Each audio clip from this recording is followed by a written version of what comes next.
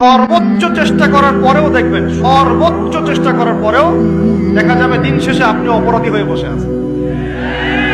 আর আমি একটা লেকচারে বলেছি না, পুরুষ মানুষ বোকা।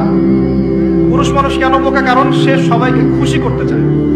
সে চায় মা সুখে থাক, বোন সুখে থাক, স্ত্রী সুখে থাক, যদি আরো স্ত্রী থাকে ও সুখে থাক, সন্তানরা সুখে থাক, সবাই ভালো থাক।